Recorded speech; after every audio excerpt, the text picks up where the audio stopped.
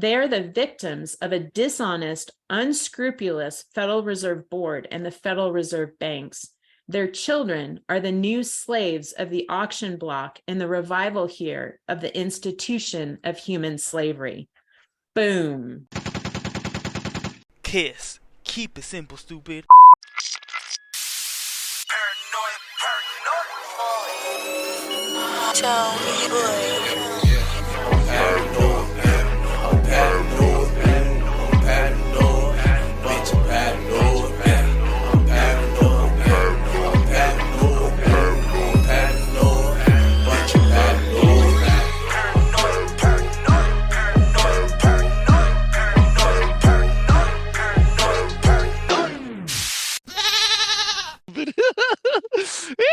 Testicles 1, 2, testicles. Big Tech in the fucking house. And the 1 and 2 is the best host in the motherfucking planet. And I am your Jumbo, your humble host.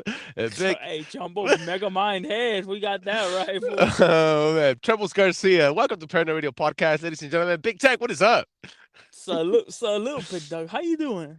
I'm all right, dog. Shaking, bacon. What's shaking? What you up to, big dog? How was your weekend, big dog? The weekend was strong. I started the weekend off on a Friday morning recording this episode with Dr. Laura Sanger, and then I jumped on the fucking mic to do the Monday drop, and then we were a busy ass weekend, dog. So it was for sure very, very powerful, I want to say. Yeah. Well, how was yours?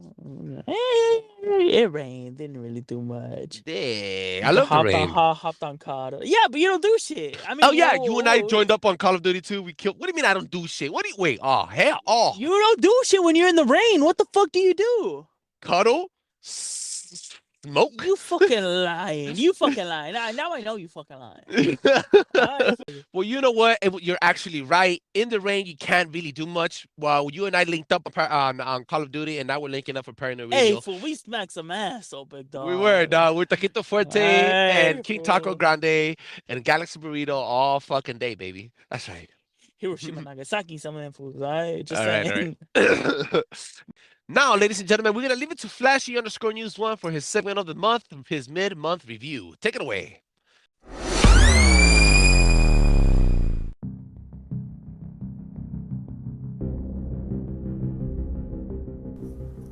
What a time to be alive.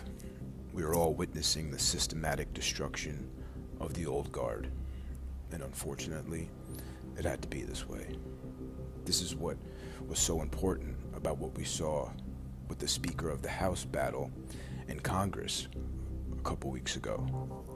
It only took 4 days, but within those 4 days, people were allowed to see behind the curtain.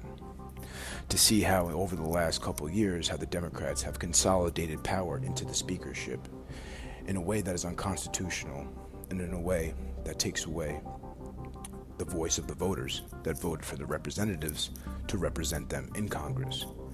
So now we are going back to how it should be, how it was meant to be, how the founders intended it to be, where each representative has a voice, and a strong voice. Now every day, Speaker McCarthy is going to have to wake up and put on a conservative straitjacket. He's going to have to come to work and know that Donald Trump is pulling the strings. There's a reason why Trump endorsed McCarthy, even against his base's will, and even against the other MAGA Republicans in Congress. It's because Trump has dirt on McCarthy. Enough dirt for McCarthy to turn his back on the swamp and step in on the side of the patriots.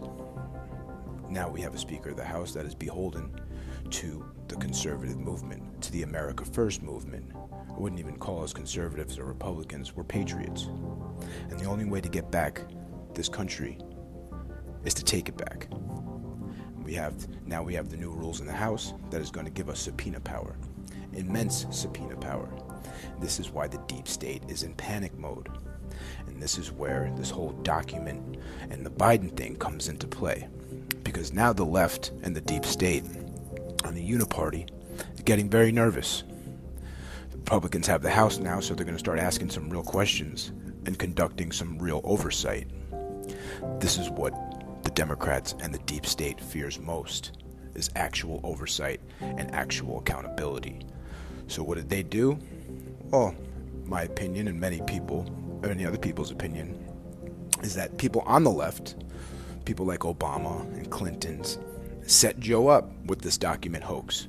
Because it just, all of it doesn't make sense. All of a sudden they found documents in the garage, this and that all of a sudden. So my theory is the left is done with Joe. He's now more of a liability than he is helping. Obviously, he's the worst president of our lifetime, but he served his purpose. His purpose was to be a transitional president, to move us into harder times and pretty much be the scapegoat for the blame. Now 2 years have passed and they're done with them. Now the interesting thing about this whole document hoax for Trump, and then the left and the media is trying to compare the two as if they're the same, they're not. And what they're not telling you is Trump was the president. He was actually the president when he arrived at Mar-a-Lago, even on January 20th. He arrived in Mar-a-Lago at 11 a.m. He was still technically the president. So, and the president has the sole power to declassify any document at any time, for any reason, without asking or telling anyone. He doesn't have to make an announcement. He doesn't even have to tell his chief of staff or his vice president or Congress or the media. He can just say this is declassified quietly to himself, and it's declassified. The president has that power. So Trump was allowed to possess these documents that he had. And not only that, they were locked in a closet and guarded by the Secret Service and video cameras 24/7. So now Joe Biden took these documents when he was the vice president. The vice president does not have the authority or the power to declassify any documents. In that regards, they're just like any other American. What Joe did, or is what he's being accused of, really is espionage. That is what that looks like. He took documents from the White House and placed them in an unsecure location inside of his house, at the University of Pennsylvania, in his office.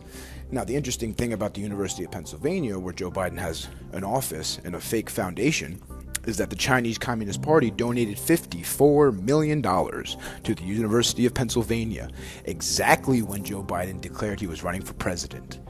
Isn't that interesting? Oh, if that's not interesting enough, University of Pennsylvania pays Joe Biden $1 million a year for his foundation, or whatever it is. No one even knows what it is. So that is money laundering 101. Now, supposedly, these other documents that were found at his Delaware house, Hunter Biden has access to that house. Even in Hunter Biden's tax returns, he says he was paying $50,000 a month to live in that house. He was paying his father $50,000 a month. That's a lot of money for anybody, especially to be paying your own father. Now, come to find out, this was at the same time Hunter Biden was working for the shady Ukrainian gas company, Burisma. He was making $80,000 a month from Burisma. Let's remember that Hunter Biden does not speak Ukrainian, does not have any degrees in energy or anything like that. Okay, so he was obviously trading on his father's name, getting money from the Burisma, and then money laundering it through real estate and giving it to his father. So this is the pay-for-play schemes. Now the deep state doesn't know what to do, so they're trying to get in front of the story. Now, supposedly they found these documents on November 2nd, which was before the midterm elections. They hid that story from the American people. See, the one thing the Democrats are really good at is holding vital information from their voters right before an election. Okay, but now it's all being exposed. The Republicans have the House, we have subpoena power, and there's nowhere to hide. A quick update on Brazil. The worst possible scenario is taking place. The patriots in Brazil got set up exactly the same way patriots in our country on January 6th got set up at the Capitol. They went to peacefully protest, and radical leftists and deep state federal agents ran into the Capitol, trashed the place. That gave them an excuse to arrest all of the patriots. Right now, there's over 2,000 Brazilian patriots in concentration camps being forced vaccinated and being forced to make confessions of crimes they actually didn't commit. Pray for Brazil. Pray for our country. Patience is a virtue, but so is persistence. Godspeed. God damn, what a segment. Flash for Flashy_News1. Make sure you check them out on Instagram. Now, it's Bird Hits Plane. Nope, it's Perner Radio. Big Tech, what is happening?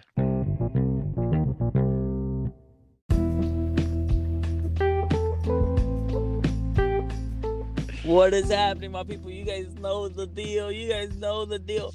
My people, they have released some of the quote-unquote easiest jobs in America that pay the most. Ooh. And number one is actually controversial to me. Okay. It is being a big rig truck driver.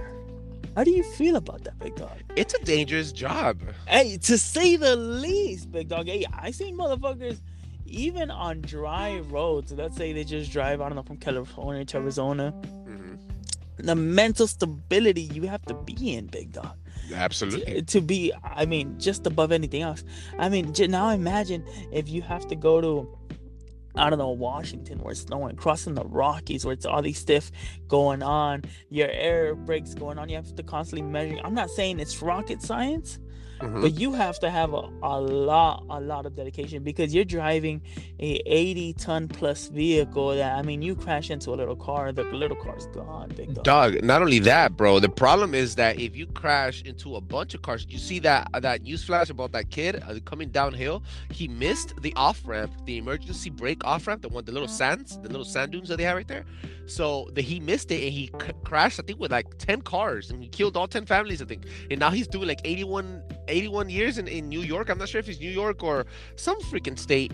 Like, and then you lose your license, and then you might even lose your freedom for an accident. So you are in charge of not only your life and the cargo you have on you, but everybody's around you's life. So it's definitely, I say it should be paid what it needs to be paid, what is just. Okay. So I've actually heard rumors, I don't know if it's true, if anybody knows, that if you use those arm ramps, that there's like a $50,000 fine. Yeah, and I think you lose your license too. So, I mean, what's the whole point then? Not kill people, not go to jail. I think that's probably the maximum penalty, I think. I mean, fuck, I think it's a lose-lose in any type of place at that point. Word. So just don't be a driver. How about that? Either way, look, there's going to be a fluctuation of truck drivers, right? These big rig drivers, because sooner or later in the next 10 to 15 years, we're going to see a bunch of fucking automated Tesla trucks out there. And then this freaking specific job is going to diminish. I think. Look, I think we still have a long wait time from that, because there's been a lot, and what I mean a lot, of people actually complaining about Tesla and the automated system driving it. Tesla isn't the only one, but it's the most recognized one. There's actually about 5 different other vehicle companies that have introduced the whole automatic driving or assisted driving, however you want to put it. But Tesla is definitely leading the forefront as being one of the first pioneers to really do it.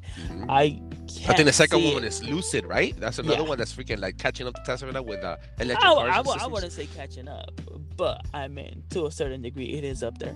I just can't see it, big dog. Honestly. I mean, I could see it being. I could see artificial intelligence taking over stores. I could see it taking over a lot of daily routine things. But there's some degree to some factor where you still need that human touch. Yeah, absolutely. But I really do believe that. I mean, hey, do you remember? How are you gonna cut it?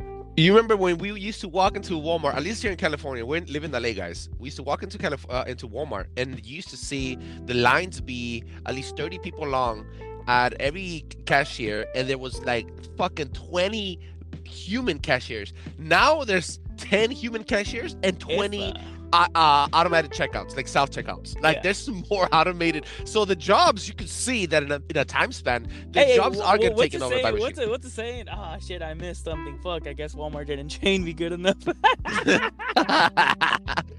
Yo, and McDonald, we talked about this on the show too. I think McDonald's is going to be shifting into robotic arms, flipping the burgers, and that's fucking insane. Yeah, it is. It fucking definitely is.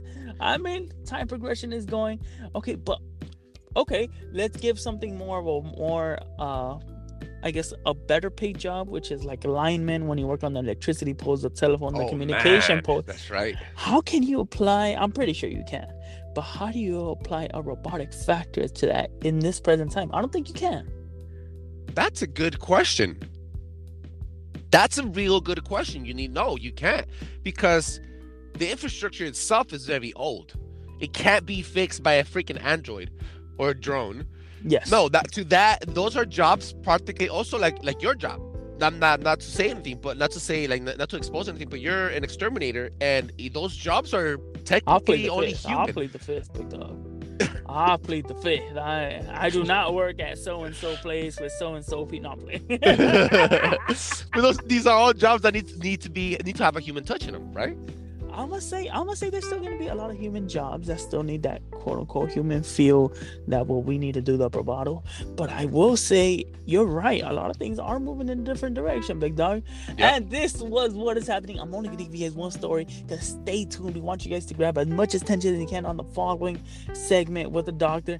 Woof, till next time. That is right, Big Tang. Thank you for those two amazing stories. As always, doing an amazing job. Now, ladies and gentlemen, it's a pleasure of mine to introduce our next special guest, actually the very first doctor of 2023, and hopefully we have many more. Ladies and gentlemen, today's special guest is a clinical psychologist, author of The Roots of the Federal Reserve, and small business owner. Her current focus is awakening people to the spiritual battle at hand in the psychological warfare of the globalist agenda. Dr. Sanger has been involved in spiritual mapping for the past 25 years. She's passionate about seeing individuals, people, groups, religions, and nations set free from the systems of enslavement. This led her to write her book, The Roots of the Federal Reserve, Tracing the Nephilim from Noah to the US Dollar, an investigative journey through the time using spiritual mapping concepts to uncover the deep layers of defilement within our monetary system. Please give a warm welcome to Dr. Laura Sanger. Thanks for having me. I appreciate it. It's a pleasure. Like I told you before we started recording, it is definitely humbling and an honor to have you on our show. Thank you so much for taking time to do this. And I would want to jump in. So if you allow me to set the mood and jump in from the deep end of the pool, please tell us a little bit about yourself. How did you start this journey, and a little bit about your book? Okay, great. Thanks. Yeah. So as a psychologist, I never intended to write a book on the Federal Reserve. And so, I'm not an expert on the monetary system, but I'm one of those people who just absolutely loves to learn. And so I've got this naturally inquisitive mind. I'm constantly formulating questions in my head to research.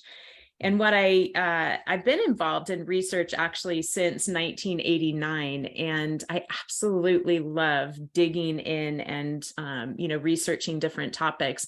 And it began for me, the research aspect, when I was working at the VA Medical Center in La Jolla, California. And I was working in the Department of Psychiatry, researching schizophrenia, and I was hooked. I absolutely loved it. I went on to do even more research in that area. Wow. And so I bring this skill set of doing research as well as, an expertise, like you said, in spiritual mapping to offer this unique perspective about the roots of the Federal Reserve. But I wanted to ask, because not many people know what spiritual mapping is. Do you know what that is? I do not know. I was actually waiting for you to finish so I could ask you, what is spiritual mapping? So essentially what it is it involves, looking at the physical, social, and spiritual pulse of a city, a people group, an institution, a state, whatever it is, the focus of that mapping assignment is. And what we do is we look through history to uncover ancient roots of defilement. Because what happens is if there's defilement on the land, whether that's by bloodshed or broken covenants, for example, that actually negatively impacts the people that live in that territory, whether they know it or not. And so, what we want to do is we want to be able to uncover, why is the land cursed? Because land can be cursed due to wicked acts that have happened on the land. And it's a little bit like, I don't know if you've ever been somewhere where you just get that creepy feeling and you sense like this dark presence. Have you ever been anywhere like that? I feel it in my gut a lot of the times. And a lot of the times also, most often, I feel a very positive energy when I hit different areas of like if I go to Hollywood right now climbing, or if I go hiking, I feel a very negative energy. I live in LA and I want to get out of LA. Every single time I leave LA or California as a whole, I feel released from a negative energy. I feel like an octopus of dark energy is just tangling around each and every person's life. So I could kind of understand what you're saying. I'm not very sensitive to it. The veil is very thick for me still, but I can relate. Yeah. So what spiritual mapping does is it allows us to see things that go undetected by the natural eye. And so, what we do is it's kind of like a tool to identify the roots of the issues that are in the land, like what is giving access to spiritual forces of darkness to rule over that territory. And for me, I'm a follower of Jesus. And so I have this biblical worldview, and I believe in the power of prayer. And so what spiritual mapping does is it uses prayer in conjunction with research to be able to, like I said, identify the root issues that are causing these negative, the negative impact on people that live in the land. And so it's kind of like this tool to set people free from bondage, because ultimately what we want to do with spiritual mapping is we want to inform those people who are going to go pray on the land to cleanse it, so that they know how to break off the curses that are on the land and can release that full measure of blessing that God has intended. So that's kind of spiritual mapping in a nutshell. So what I did in 2014 is I wrote a spiritual mapping prayer brief on the Federal Reserve. And so I gathered a group of people and we prayed through like those targeted prayer strategies that I had identified. And I really thought my assignment was done. I'm one of those people, I'm a constant learner, student of life. And so I think in assignments, and I thought really, okay, this assignment's done, time to move on to the next one. But, the Lord just kept nudging me that I was not done. And I realized that he was asking me to write a book. And so I spent 4 years researching and writing the roots of the Federal Reserve. And I have, I think I have like 553 references in my book. Wow. And so I did a ton of reading, a ton of research, but I love to do that. And I'm one of those people who absolutely loves treasure hunts. My husband and I, we were in youth ministry in different churches throughout our entire marriage, it seems like. And we always put together like these fun treasure hunts for youth to go do. It's because we love it. And so that's what the Lord did with me over these 4 years, is he just laid out clue after clue for me to follow. And so what I do in the book, my research spans from the dawn of humanity to our current day. And I identify this Nephilim agenda that has defiled our monetary system and really practically every institution in our land. And so because of all the research I did, I was able to trace this agenda from the days of Noah to our current debt enslavement system we call the Federal Reserve. And that's why I'm just so grateful that you invited me to come on your show, because I love speaking to new audiences, because I know that since my book was published in November of 2020, I know that I'm called to raise awareness to the impact this Nephilim agenda has today. And I always take great inspiration from something Thomas Jefferson once said. He said, educate and inform the whole mass of people. They are the only sure reliance of the preservation of our liberty. So thank you for having me. Wow. You are welcome. Thank you for spending the time with me and your knowledge. Okay. You said a mouthful, and I took bits and pieces of what you said, and we're gonna highlight them right now. Nephilim. You mentioned the Nephilim. We've dropped episode on giants recently, Bigfoot, paranormal activities, missing 411, and we dropped an episode on Anunnaki. So I know a little bit about the Nephilim. We have a theory here at Paranormal with my co-host. We think that the Nephilim are still alive. And they probably don't look like giants. They are probably infiltrated in the elites today. That's what we believe. And they're probably in monarchies. That's why they mate with each other. Politicians, that's why they help each other. And the entertainment industry. And also the banking industry, the cabal. Now, what can you tell us? I see here that there is a Nephilim agenda on your notes. What does that mean exactly? Because that we haven't spoken about. Well, first of all, I want to say I think you're spot on with all the way that you're tracking and thinking.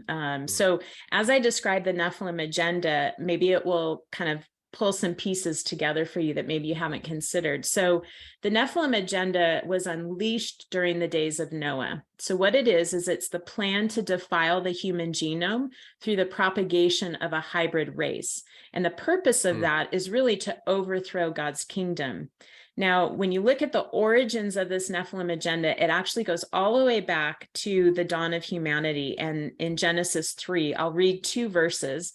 Verse 14 and 15 say, "So the Lord God said to the serpent, because you have done this, you are cursed more than all cattle, and more than every beast of the field. On your belly you shall go, and you shall eat dust all the days of your life. I will put enmity between you and the woman, and between your seed and her seed. He shall bruise your head, and you shall bruise his heel." So this is describing the seed war that began at the dawn of humanity. So what happened is, after Adam and Eve fell, after they ate of the forbidden fruit from the tree of the knowledge of good and evil, God declared war between the seed of Eve, which is humanity, and the seed of Satan.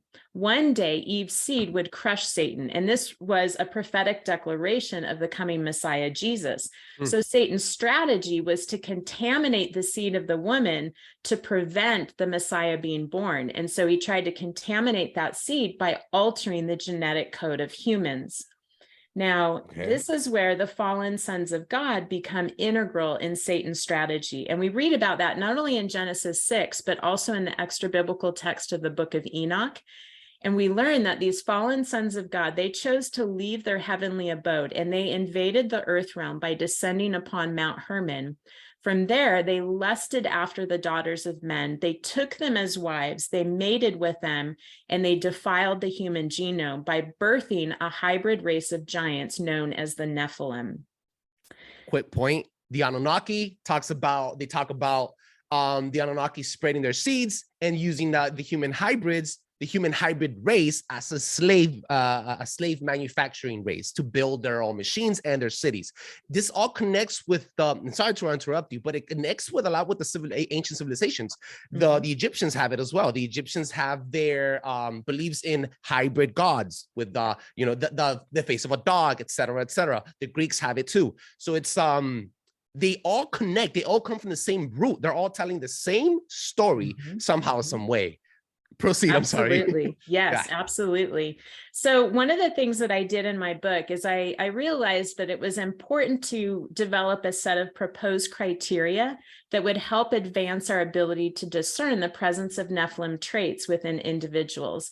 And so what I did is, in chapter 13 of my book, I identify 4 physical traits and 19 behavioral characteristics of the Nephilim and their giant offspring, because we must not be deceived in thinking that the Nephilim only roamed the earth during the days of antiquity. There are Nephilim and Nephilim hosts alive today. Now, a Nephilim host is a term that I coined in my book, and what it represents is a human that is partnered with the spiritual forces of darkness to carry out this Nephilim agenda. Wow. So these would be, what's that? Possession? Yes and no. So, yes, I do believe that every Nephilim host is possessed, but not every person struggling with demonic oppression is a Nephilim host. So Nephilim host, these would be the people that meet the proposed criteria that I set out in chapter 13. And I think, most of them, these are the titans of global governance. These are the global elites, like what you were talking about. These are, they're over banking and industry and media and academia and big tech, big pharma, the political establishment. You see that this Nephilim agenda and the globalist agenda are serving the same end goal, and that is the total domination of humanity. It's really tyranny on the grandest scale. And we see this playing out all around us right now. And so, we think about Klaus Schwab, for example. The World Economic Forum is meeting right now in Davos. And Klaus Schwab is the founder of the World Economic Forum, and he's really pushing this great reset. And, we've been told by the World Economic Forum that within 10 years, we will own nothing and be happy. Wow. Well, I love what the Australian Senator Alex Antic, his response to that is, he said, you don't have to be a political philosopher to figure out that the state owns everything if you own nothing.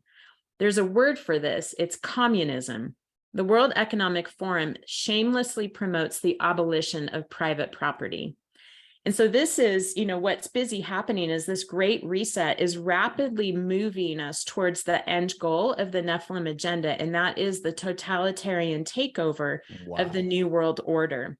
And we cannot be caught sleeping on this, and that's why I think it's so important that every American at least understands some of the basics of our monetary system and the roots of the Federal Reserve. Okay, I have a quick question. Mhm. Right before we dive into your next point, you mentioned something about hybrids, right? Which means that there would be some type of DNA encoding, DNA manufacturing, altering, right? Is this why transhumanism seems to be at the front page of every mainstream, at the front page of every science magazine, scientist, Elon Musk? Is this why? Yes. Decoding your DNA, my theory would be, disconnects you from the divinity, from the creator, one holy infinity God, which is Jesus Christ, your creator, or whoever you believe in, right? Disconnecting you from the divinity would definitely make you an automatic slave of their agenda. Mhm. Do you agree? Absolutely. So at the core of the Nephilim agenda really is the goal to strip us of our humanity, because they hate the fact that we are created in the image of God. And so what they're doing is they're trying to defile our human genome and turn us into hybrids. Absolutely. Wow. And so I can dive deeper into that, but I want us to understand, first of all, like, what are the basics of our monetary system that we need to understand? Because the Nephilim agenda is financing, or the Federal Reserve is financing the Nephilim agenda. And so it all ties together. What are the roots of the Federal Reserve? Well, I think first, kind of understanding that, the Federal Reserve is this independent agency that is made up of privately owned banks. And so the Federal Reserve is run by the Board of Governors, 12 regional banks, and then also the Federal Open Market Committee. Now, the president, he appoints the Board of Governors, and the Senate confirms them. But while, the Federal Reserve headquarters is in Washington, D.C., it is not a federal agency. In fact, the term federal in their name really was to obfuscate the truth. And one of the former Fed chairs, his name is Alan Greenspan, he was once asked, what's the proper relationship between the Federal Reserve chair and the President of the United States? And he says this, he says, well, first of all, the Federal Reserve is an independent agency. And that means basically that there is no other agency of government which can overrule actions that we take. So he's essentially saying that there are no checks and balances on the Federal Reserve. Now, one of the things I think is really important for us all to understand is that the US dollar is a fiat currency. So as of 1971, Nixon took us completely off the gold standard, which from that point forward, the US dollar became a fiat currency, which means it's backed by nothing. And history proves that nations and empires that debase their currencies collapse.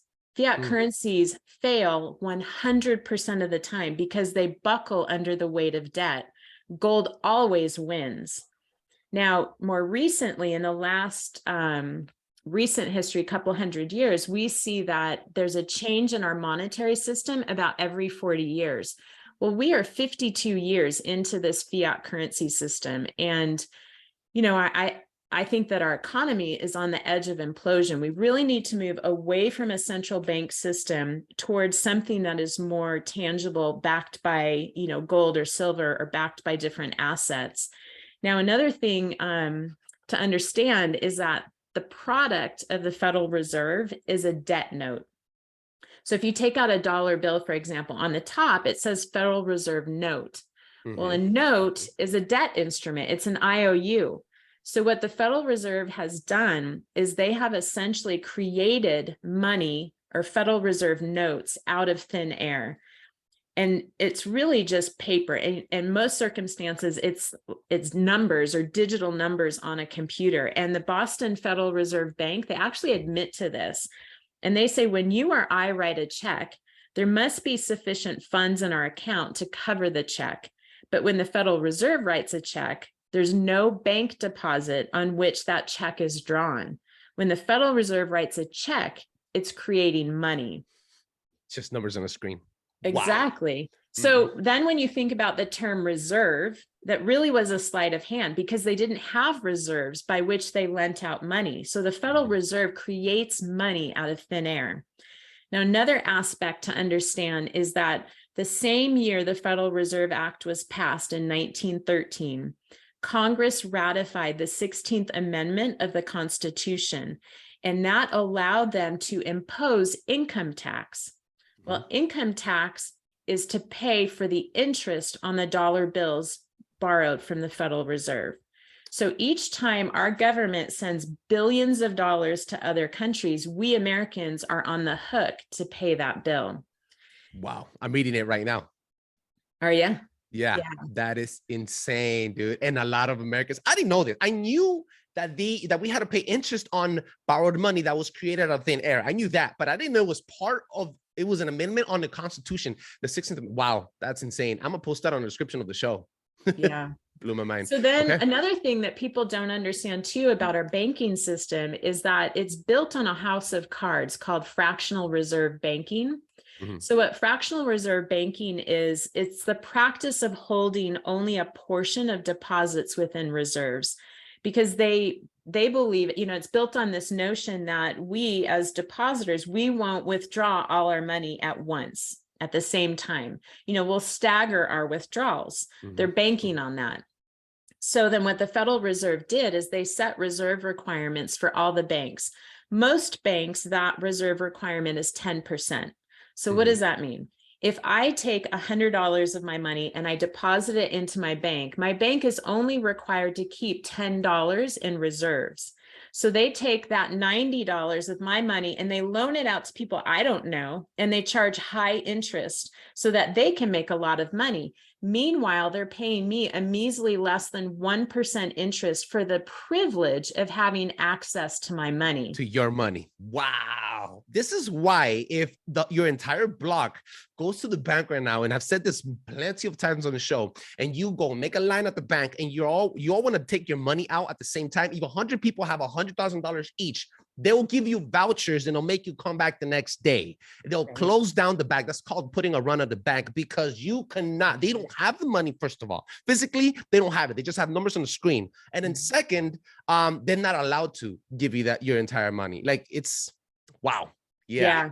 It's just, it's another way that the banking system exploits us. And it's because greed is a powerful driving force, that compels bankers and investors to engage in what's called moral hazards. And that's what we saw in the Great Recession of 2008. These risky investments were so enticing because of the dollar signs attached to them that they didn't engage in sound investment decisions. And so these too big to fail banks, they knew that if they teetered on the edge of insolvency, the Federal Reserve would rescue them. So then what happened is, the normal checks and balances of accounting systems, that went out the door, and they developed what's called shadow banking system. And they had these off balance sheet accounting practices. Then on top of that, you had these hotshot Wall Street investors, that created new streams of cash flow, and they exploited the lower standards in the mortgage lending industry that was set into motion during the Clinton presidency.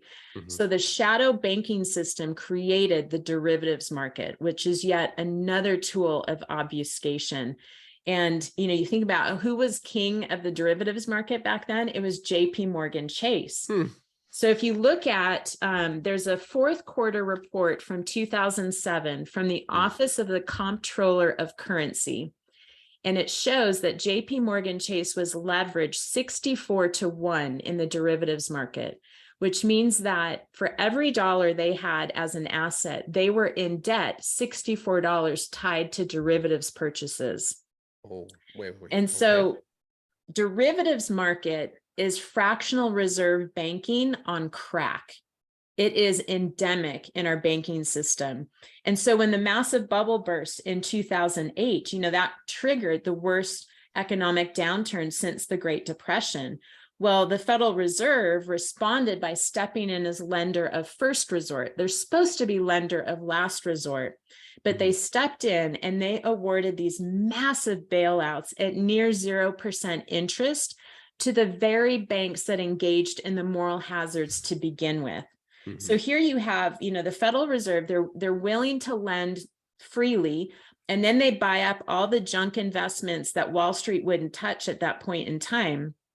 Well, that communicates to the too big to fail banks that they can continue in their reckless behavior, and the Federal Reserve will just bail them out. So they won't have to face the consequences. So is it any wonder that the too big to fail banks haven't changed their practices?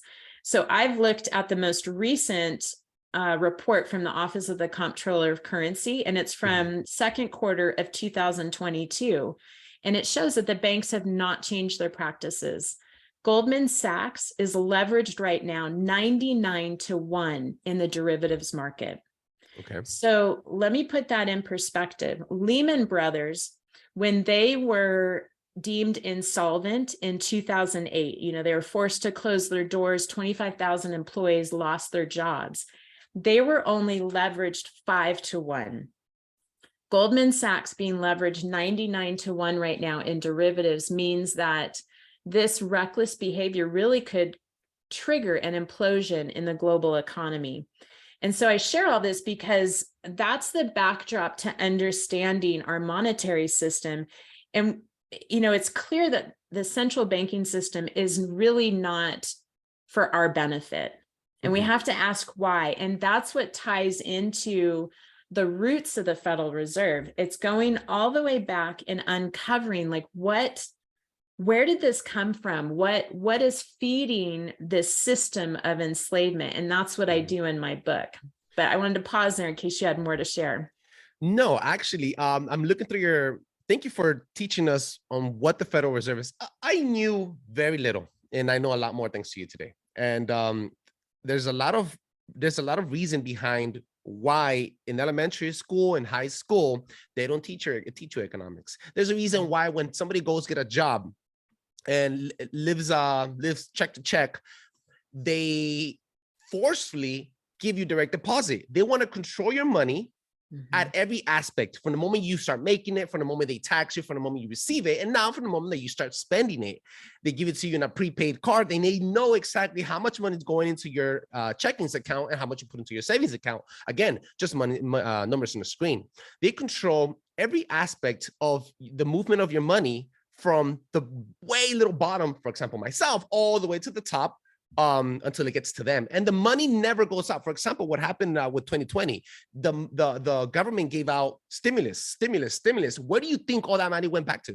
All that money went back to the bankers. That money went back directly to the top 1%. It never stayed with us. People do not know how to spend. Sorry, I'm shouting and screaming, but they don't know how to spend the money. Like the money would come and they'll spend it at Starbucks or groceries. They will never know how to spend those $1,500, $1,800, and that money would ricochet right back into the pockets of the big bankers when it was created out of thin air from the Federal Reserve.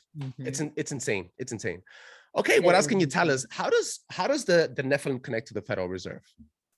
So yeah, and that's where the roots of the Federal Reserve really connect the dots. So, one of the things that I did in my book is I performed what I like to call an archaeological dig on language. And so I looked at the embedded meaning in the original language of the words. And I also looked at the context in which scripture was written, extra biblical manuscripts, and ancient documents.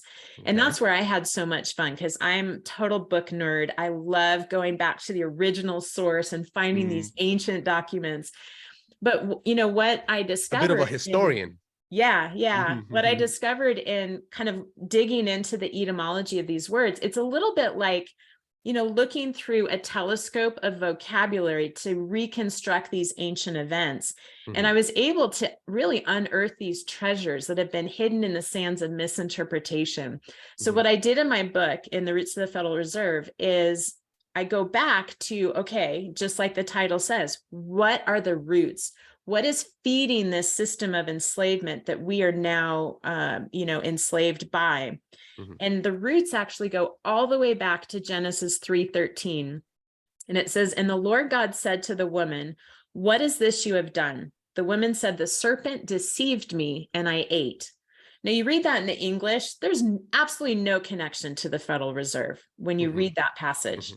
But this is one of the things that I absolutely love about the Word of God is you dig and you find treasures. Like the more you dig, the more you find, and it's an unending treasure chest. Mhm. So for me, like I said, I dug into the etymology. So this passage is in the Old Testament, which is written in Hebrew. So if you look at the Hebrew word for serpent in this passage, it's nakash. And nakash means serpent because of its hissing. And it comes from a root word that means divination, hiss, whisper a magic spell, and enchanter. Okay. So when you okay. consider this, you realize that it's plausible that this serpent, Satan, appeared to Eve in this appealing manner, masquerading as this angel of light while whispering magic spells over her. So in essence, Satan engaged in witchcraft to manipulate Eve to walk in rebellion. And when she ate of the fruit, the forbidden fruit, the Father is responding to her, and that's what this passage is. But then another word in this passage is the word deceived. And that in the Hebrew is nashah. And it means not only to deceive, it means to beguile, to mentally delude, morally seduce, to impose, and to cause to go astray.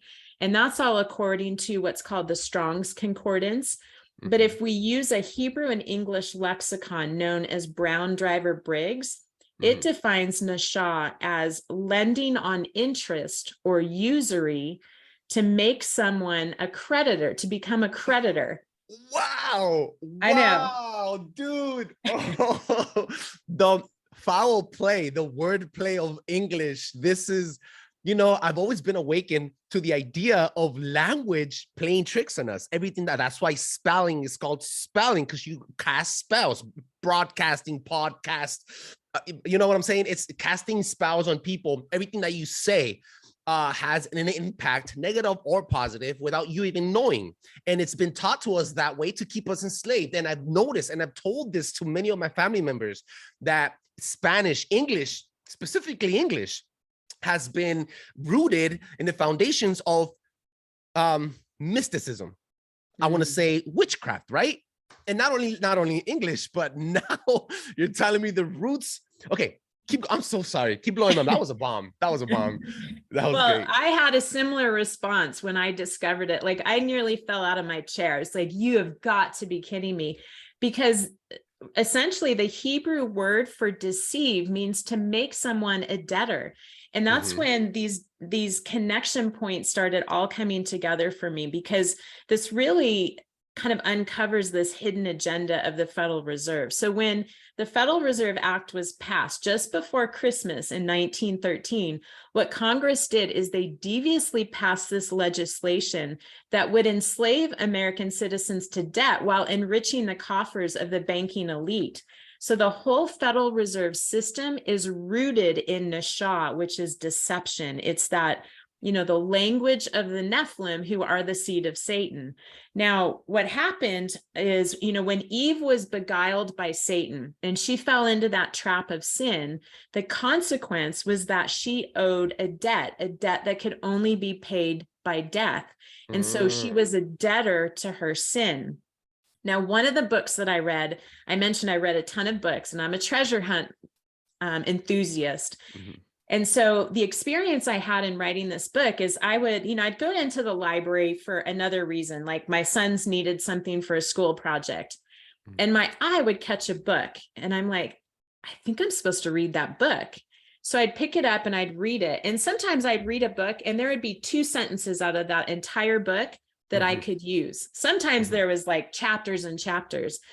But I knew I was on this treasure hunt for nuggets. Well, one of the books that had a massive nugget for me was a book called Unearthing the Lost World of the Cloud Eaters. What a title, right? And it's written by Stephen Quayle and Dr. Thomas Horn.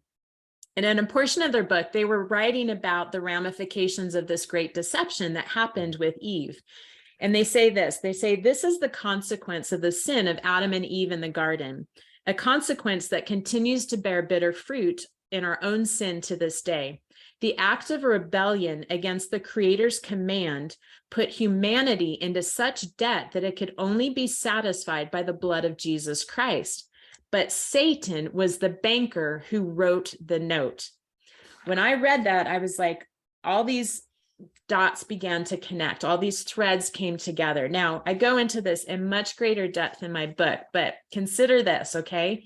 Wow. So we Okay. have been beguiled by elite banksters who have been led by the great deceiver, Satan himself. So the players involved in the creation of the Federal Reserve exuded Nephilim traits. You know, they were master deceivers. They were skilled at lying to the American people. You know, they pretended to have our best interest at mind. All the while, they're crafting an insidious system of enslavement. They just And so relabeled it. Yes. Yeah. So the Federal Reserve is financing the Nephilim agenda. And I want to read to you something that Congressman Louis McFadden wrote in 1932, because he aptly describes the Federal Reserve and essentially kind of confirms what it is I'm speaking about. So he says this. He says, "We have in this country one of the most corrupt institutions the world has ever known. I refer to the Federal Reserve Board and the Federal Reserve banks. This evil institution has impoverished and ruined the people of the United States. It has done this through the defects of the law under which it operates, through the maladministration of that law by the Federal Reserve Board, and through the corrupt practices of the moneyed vultures who control it.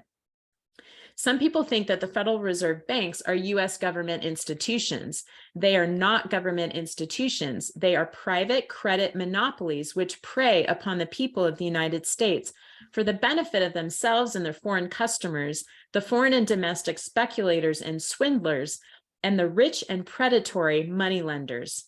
In that dark crew of financial pirates, there are those who would cut a man's throat to get $1 out of his pocket. At no time in our history has the general welfare of the people of the United States been on a lower level, or the mind of the people so filled with despair. They are the victims of a dishonest, unscrupulous Federal Reserve Board and the Federal Reserve banks. Their children are the new slaves of the auction block and the revival here of the institution of human slavery." Boom. Wow. So Nisha, this deception, is at the root. It's the basis of our monetary system. And the Federal Reserve is built upon usury, lending with excessive interest. And the Federal Reserve's product is debt. When you think about it, King Solomon summed it up appropriately in Ecclesiastes 1:9. He says, "What has been will be again. What has been done will be done again. There is nothing new under the sun." I was about to say that. I was about to say it. Yeah. So it's the same root defilement stemming from the beginning of the ages. It's just been renamed and repackaged to perpetuate the same deception. Whoa. My mind was going 100,000 miles an hour while you were reading that passage. Okay. Nephilim came with an agenda. You know what? Okay, before I say anything, okay, I thought for a minute that the biggest lie that Satan, the enemy, has casted upon humanity was space. I'm not a flat earther. I do believe in that, the Bible has some truth to it, and that we probably misinterpret it all the time. And that space and NASA, the idea of traveling to other planets, is a massive lie to keep us enslaved mentally, morally, right? Keeping us living in our imagination, disconnected from reality.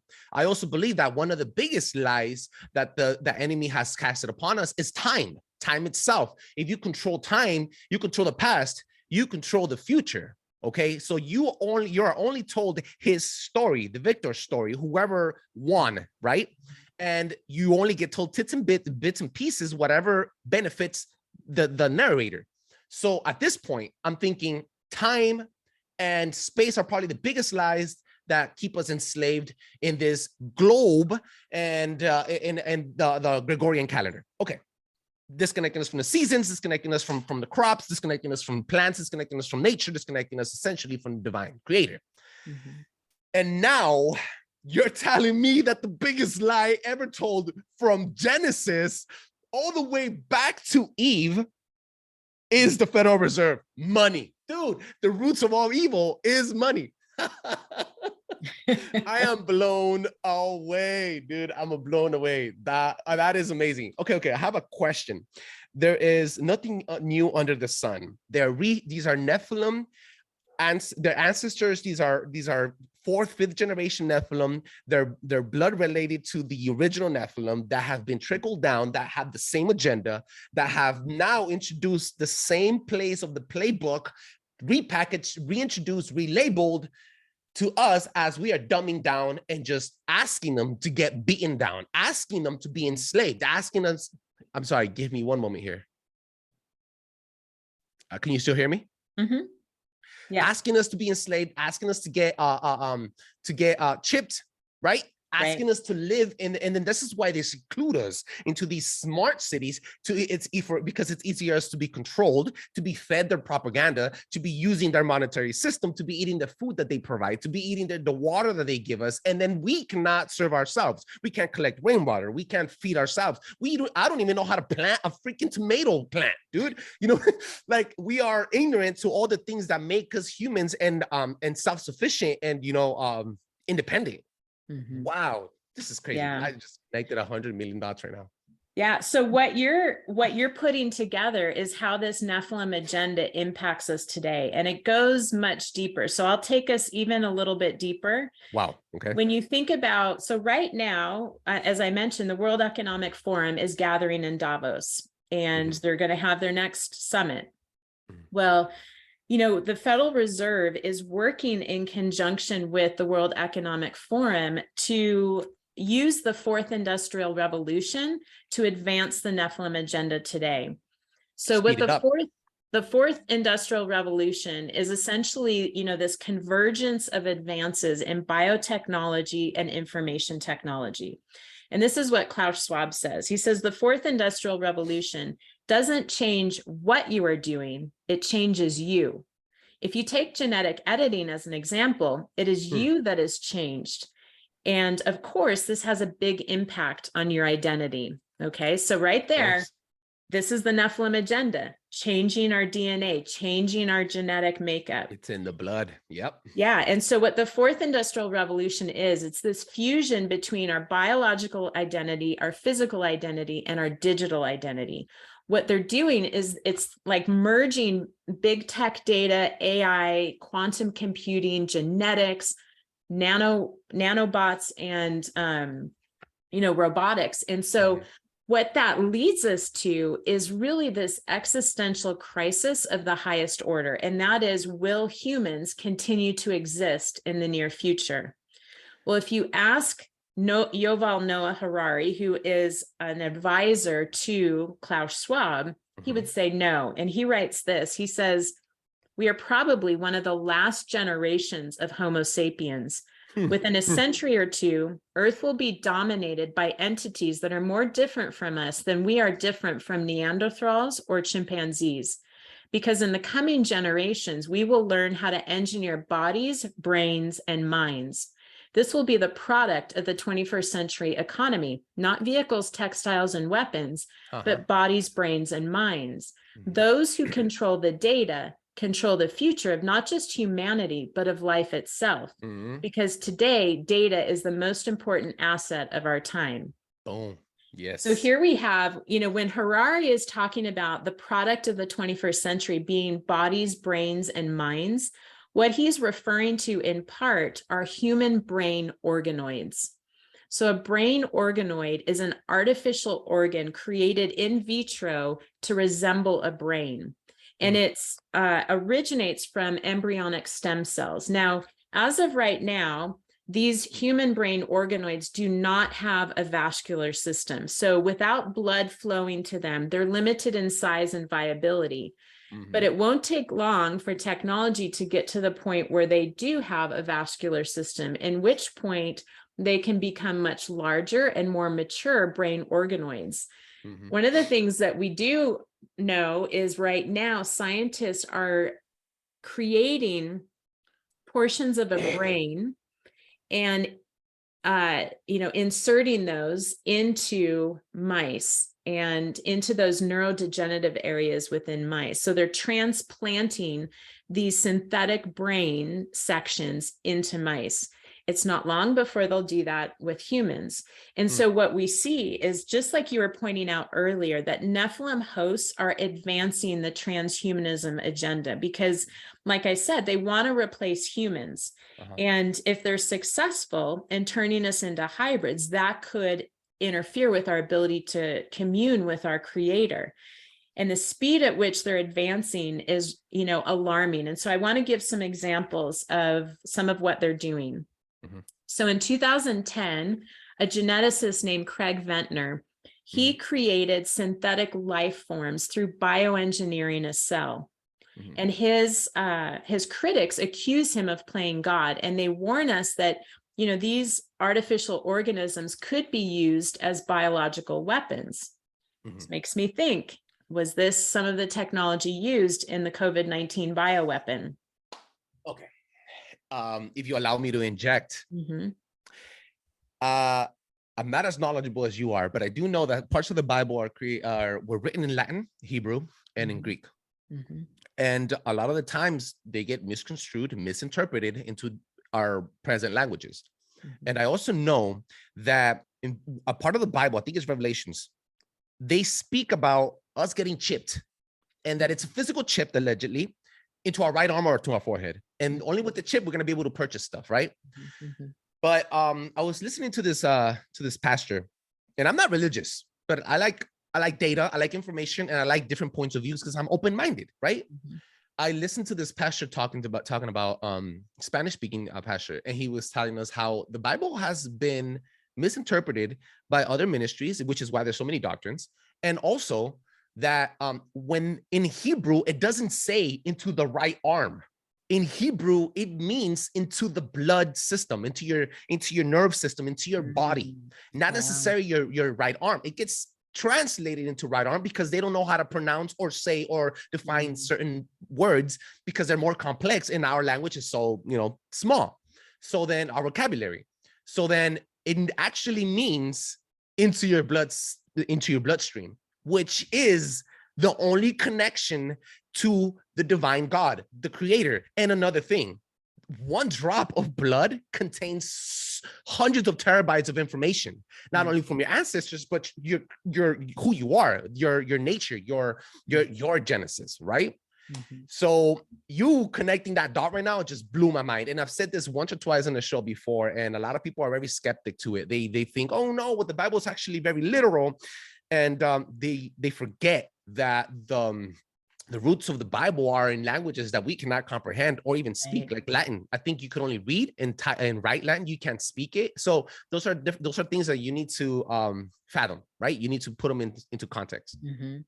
Yeah. Sorry to interrupt you. No, I love it, because what you just discovered is the treasures that lie in Scripture if we dig. Like we can glean a lot just by reading it on the surface, but man, when we start studying it and going to the original language, like you're saying, and looking at the meaning, it just uncovers a whole new level of understanding. And that's what I love about it. So thank you for sharing that. I'm going to go research what you just said, because that fascinates me. Yeah, it's I think I'm not sure if it's Revelations, but if you it is in Revelation, and it's the mark of the beast, and it does, our English translation does talk about it in the right arm or the forehead. So I'm going to go look up those do the Hebrew stuff. Look it up. When you find it, email me and then we'll put it up on the show. That's a great find. Yeah. So going back to Craig Ventnor's, his technology, essentially what he did was he altered the genetic code of life. And this led experts to liken his work to the development of the nuclear weapon, because Craig Ventnor's technology, along with CRISPR technology, which is like gene editing software, together, that means that scientists can take anything and engineer it to create synthetic life. And essentially, they're attempting to usurp Creator God. Now, Ventnor even acknowledges that they can, they have the capacity to create new organisms just by attaching additional genes, to produce these proteins, and they can use those in vaccines. So again, I'm back to the question, is this the technology that was used in the jab? I'm sorry, proceed. No, you go ahead. I have sorry to interrupt you because you just brought something up again in my mind. We just did an episode on the gray aliens, and I know a lot of people are skeptic to aliens as well, but we have to bring these shows and bring the information forward. Okay, the gray aliens, allegedly they come down and they probe us because they cannot produce themselves. They cannot reproduce. They can't have babies, okay, without our genome, without our genes, without our sperm, without our organs, right? So they can't do this. And the entertainment industry puts this out as aliens, or I want to say movies and everything. They give us breadcrumbs of truth to what the future will be. And maybe I'm reaching here. The truth of what the future will be with human beings. We don't need to have sex anymore to reproduce. We won't have to interchange our fluids to reproduce. There's going to be an AI, which is probably the biggest threat to humankind right now, that will be able to reproduce us and use us as batteries, like the movie Matrix. I'm reaching here, right? But again, bringing it back to the Greys cannot reproduce, which is why they probe us. And sooner or later, we're going to be playing God, and we won't be able to reproduce like we do now. And they're going to be able to control the amount of people that there is on Earth to be able to use us as batteries, and not only use us, but also manipulate us or even control us or keep us in a sleeping state. So just connections that you just brought into my mind. Yeah. Well, you're speaking about AI, and there really is, this rapid advancement of AI and nanotechnology to the point where, scientists are attempting to create this global super brain through the use of nanobots. And so this ties into what you're talking about. So in 2019, there was these scientists from the Human Brain Cloud Interface Project, and they say that nanobots would be able to navigate the human vascular, cross the blood-brain barrier, and auto-position themselves precisely within and among brain cells. And then once they're there, they would then wirelessly transmit encoded information to and from these cloud-based supercomputer networks for real-time brain state monitoring and data extracting. And so what these scientists are doing is they want to connect a network of human brains with the AI to form a hive mind. And this is the ultimate in mind control technology. Now, how Nephilim hosts can do that, one way at least, is through graphene oxide. Now, graphene oxide is this amazing substance. Graphene is, and it's a single layer of carbon that's one atom thick, yet it's 200 times stronger than steel and 1,000 times more conductive than copper. Wow. And so graphene, it has this physically flexible property to it. And because it's ultra thin, it's an excellent candidate for biomedical advances such as drug delivery and tissue engineering, neurowires, and brain implants. So what graphene oxide, they've been able to put it not only in the jab, but they've been able to put it in other pharmaceuticals. Scientists have figured out how to get it into our food, and also it can be aerosolized. So there's all sorts of ways that graphene oxide can be ingested into our bodies. Wow. Once it's inside of us, it becomes toxic when it's activated by electromagnetic frequencies such as 5G, microwaves, radio waves. So what graphene oxide is, let me describe it just a little bit more, because hopefully this will connect some dots, and I do have some good news for your listeners. So hang in there with me. So graphene oxide is considered a neuromorphic memristor. Now, those are some big words, so let me kind of break that down a little bit. Essentially what it means is it's like a memory transistor. So neuromorphic means that graphene oxide can actually self-assemble to form these nanowires that act like brain synapses. And it's essentially like having a nanobot or a nano-sized robot in your brain. And then a memristor means that it can both save and process information as well as receive numerous signals. So it has the capacity to learn. Well, in the last 2 years, scientists have discovered that graphene oxide can penetrate the blood-brain barrier. Wow. And because it has this capability of assembling to form nanowires that act as a memristor, essentially what graphene oxide can do is embed thoughts into our brains. And this is the ultimate in mind control technology. Now, here's the good news. The good news is that there's ways that we can detox our bodies from graphene oxide. And I want to provide some of this for folks. So essentially, glutathione is really important in detoxing from graphene oxide. And glutathione is naturally produced by our liver, and it consists of amino acids glycine, cysteine, and glutamic acid. And glutathione is really important in building a strong immune system because, it's involved in tissue repair and tissue building. So when we have high levels of glutathione in our bodies, we have a strong immune system. But when we have graphene oxide that's, activated by EMFs and that overruns our body and exceeds the level of glutathione, then you have, it triggers a collapse in your immune system. So there are some supplements that we can take. I take these that, help support the production of glutathione in our bodies. And this is a way that we can combat the effects of graphene oxide if we do have graphene oxide in us. So these supplements are N-acetylcysteine or NAC, vitamin C, vitamin E, curcumin, and selenium. And then there's supplements that we can take that also help in detoxing from graphene oxide. And those are vitamin D3, zinc, pine needle tea, quercetin, and then activated charcoal. So these are ways that, on the level of our body, we can combat this mind control of the Nephilim host through graphene oxide. But we're triune beings. We're made up of body, soul, and spirit. And so I do also want to provide just a way to equip us to combat it both on our soul and our spirit level. But did you have any thoughts? Yeah.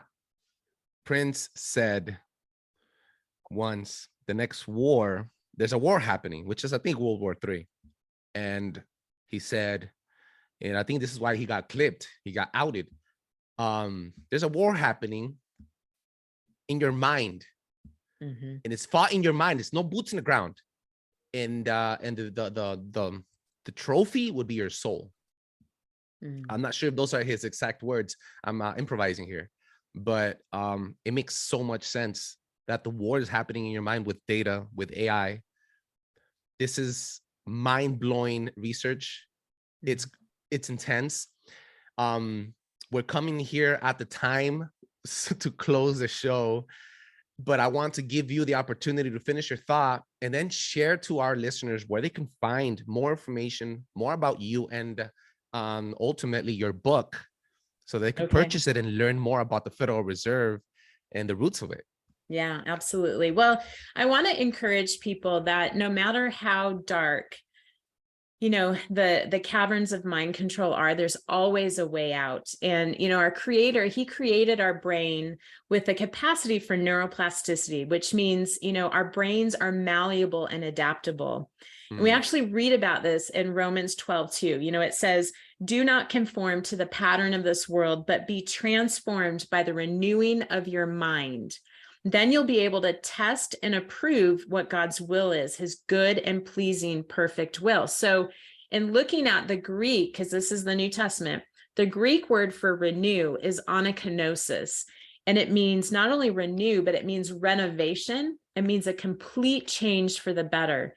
And it comes from a root word, anakeno, which means to cause to grow up, to make new, to be changed into a new kind of life as opposed to the former corrupt self.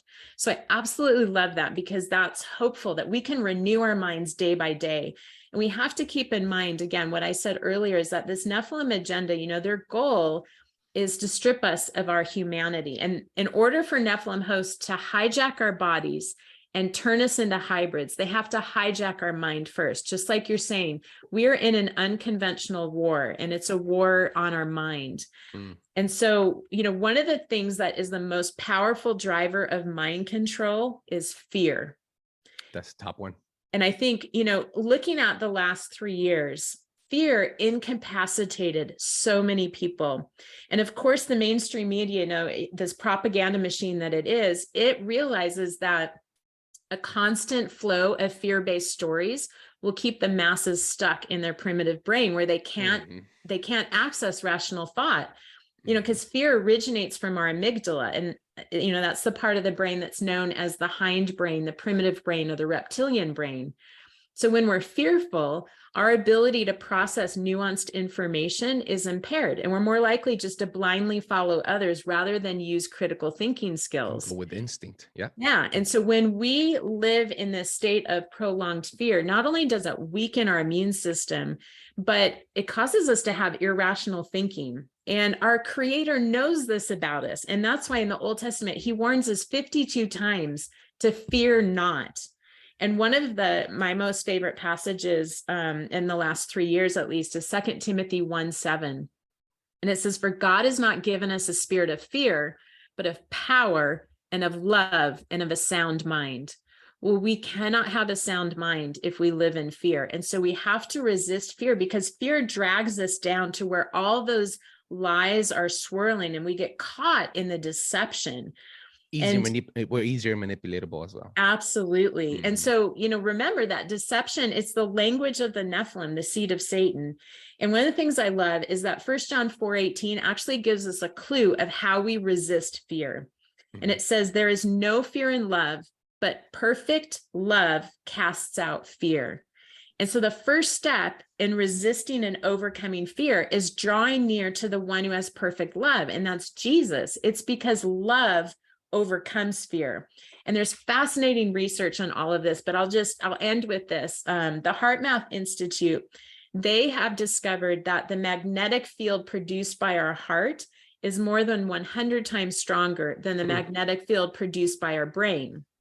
So what that means is when we exude heartfelt emotions like love, compassion, empathy, gratitude, we literally can shift the atmosphere wherever we go. So we can drive fear right out of a room if we walk and exude that love. So I'll just end there, and people can find me on the best place is to start with my website, which is called nolongerenslaved.com. And my book is available, The Roots of the Federal Reserve. It's available on Amazon, Barnes and Noble. You can buy it from my website as well. I do have a YouTube channel and a Rumble channel. So if your listeners want to go a little bit deeper in understanding the impact of the Nephilim agenda today, I did a 10-part series on that. And my channel is called No Longer Enslaved. And then lastly, I am on Instagram and Telegram under Laura Sanger 444 Hertz. I'll make sure to spread your Telegram on the description. Send me an email with all the links to the Telegram and to your Rumble. I didn't know you had a Rumble. So all the channels you could possibly give me, the more the merrier. That is right. And with that, we come to a conclusion of this amazing show with Dr. Laura Sanger. So make sure you cough up her book, The Route to the Federal Reserve, Tracing the Nephilim from Noah to the US Dollar, for $24.99 on Amazon, or $10 for our digital listeners. Ladies and gentlemen, all the links to her channels are going to be on the description of this amazing episode. And if you can't find them there, you could always find them at paranoidradio.com under special guests and links. Make sure you stay tuned for next episode here at Paranoid Radio Podcast. Ladies and gentlemen, thank you so much for joining us, and thank you, Doctor, for sharing your knowledge.